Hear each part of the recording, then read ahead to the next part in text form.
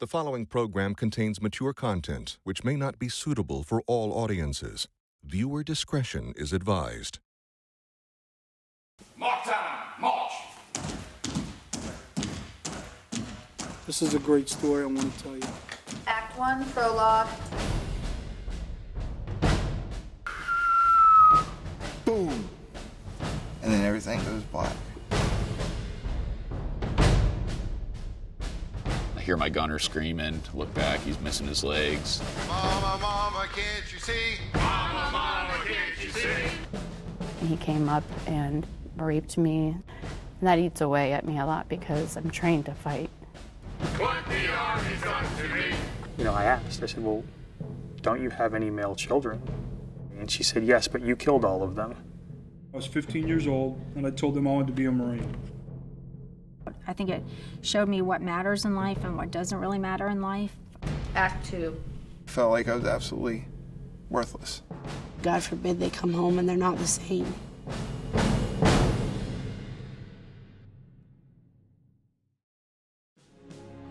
Talent Project is a performing arts nonprofit that works with military veterans and military family members to produce performances in which they have the opportunity to tell their stories of life and the military to their communities.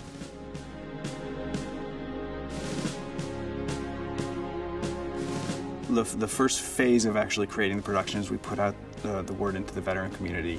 We're looking for people who are interested in performing your stories on stage. Okay, just put it under your chair.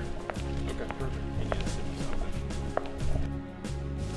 And then I sit down with them and I interview them comprehensively about their military experience. I always remember being little and looking at those old pictures of my grandpa in his, drill sergeant uniform and kind of being enthralled with what they had done. And so for me, it was like, let's go play Army. I had no idea what I was in for, but I was just absolutely excited. Even though she was over the camp, she acknowledged. The emphasis of the project is that these folks get to represent themselves. That was awesome. I just felt like I was the best fit in the Marines. I was going to challenge me the most. And that's what I was really looking for, was the challenge and the family, the brotherhood and sisterhood of it. I got a letter. Ended up in the Navy. They said, oh, it's a super spy stuff. It'll be a lot of fun. You're going to go learn code. And I said, wow, that's cool.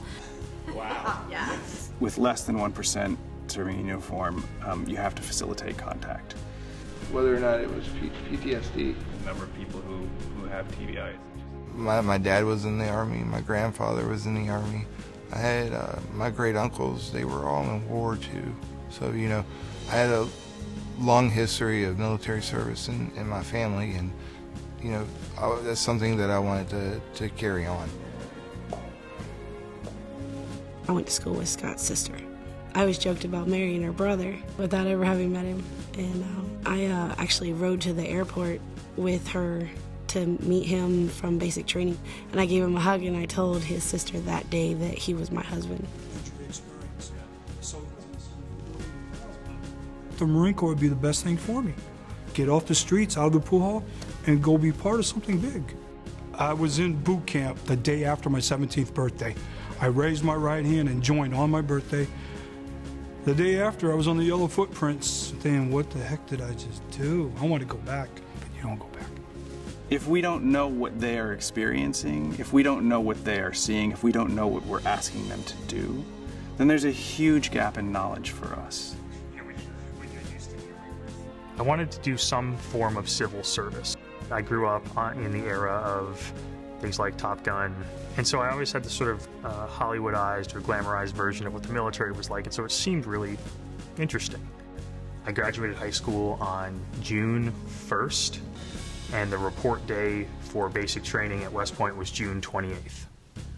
Regardless of what our political views are on the military, it is a huge representative of both our country to the rest of the world and our country to itself, and we have to understand that in order to understand ourselves as Americans, as citizens, as community members. Really appreciate it. Yeah, absolutely. That was a great conversation. And it's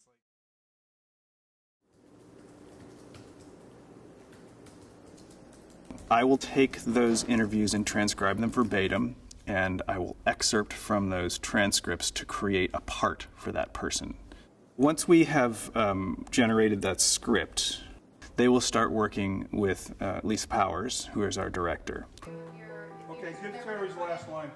The ancient Greeks used to do this all the time. The veterans would come back and tell their stories to the civilian population. It was really storytelling, communal therapy, and sort of a ritualized reintegration.